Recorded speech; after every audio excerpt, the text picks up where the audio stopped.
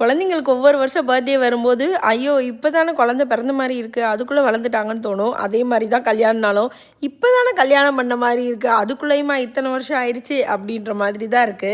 சில நேரம் நம்ம மனசு வந்து ஒரு வயசுல அப்படியே நின்றும். சில பேருக்கு 20 வயசு, சில பேருக்கு 25 வயசு அந்த மாதிரி. ஸோ ஒரு வயசுல நின்னதுக்கப்புறம் நம்ம அப்படியே இருக்கிற மாரி நமக்கு ஒரு ஃபீல் இருக்கும். ஆனா ஒவ்வொரு வருஷமும் ஒவ்வொன்னா செலிப்ரேட் பண்ணும்போது தான் இத்தன வருஷத்த நம்ம கடந்து வந்தோன்றதே நமக்கு தெரியும். கல்யாணம் ஆகி ஒரு 5 மாதம் தாங்க இந்தியாவில் இருந்தோம். என் ஹஸ்பண்ட் வந்து யூஎஸ்க்கு வந்துட்டாங்க. நான் இந்தியாவில் தான் இருந்தேன். ஃபஸ்ட்டு அனிவர்சரியே நாங்கள் 2 பேரும் தனித்தனியாக தான் செலிப்ரேட் பண்ணோம். ஆனால் சுதிக்ஷா பிறந்துட்டாங்க. சுதிக்ஷா பிறந்து 1 மாதத்துக்குள்ளே இருந்தது.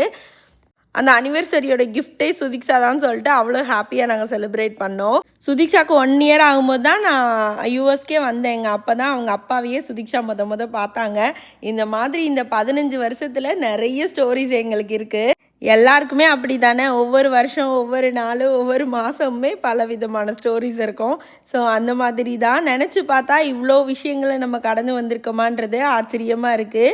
வீடியோவில் எங்களோட சந்தோஷங்களை மட்டும் நீங்கள் நிறைய பார்த்துருப்பீங்க. எங்களுக்கு பின்னாடி நிறைய கஷ்டங்களும் இருந்திருக்கு. இந்த 15 வருஷத்தில் நிறைய சந்தோஷங்களும் இருந்திருக்கு, நிறைய சண்டைகள் இருந்திருக்கு, நிறைய வருத்தங்கள் இருக்குது. இதெல்லாம் சேர்ந்தது தானேங்க லைஃபு. ஸோ அந்த மாதிரி ஒரு ஹாப்பியான லைஃபு தான் நமக்கு கிடச்சிருக்கு. இவ்வளவையும் கடந்து நம்ம எவ்வளோ நல்லா வாழ்ந்திருக்கோம், நமக்காக எவ்வளோ பேர் இருக்காங்க, நம்ம குழந்தைங்கள எவ்வளோ நல்லா வளர்த்துருக்கோம், நம்ம பேரண்ட்ஸ்க்கு எவ்வளோ பெருமை கொடுத்துருக்கோம் அப்படின்றது தான் முக்கியம். நான் யாரை பார்த்தோம் அவங்கள மாதிரி இருக்கணும்னு எப்பயும் நினச்சதே இல்லைங்க. எனக்கு பிடிச்ச மாதிரி நான் இருக்கணும் அப்படின்றது தான் என்னோட ஆசை. அது மாதிரி தான் இருக்கேன்.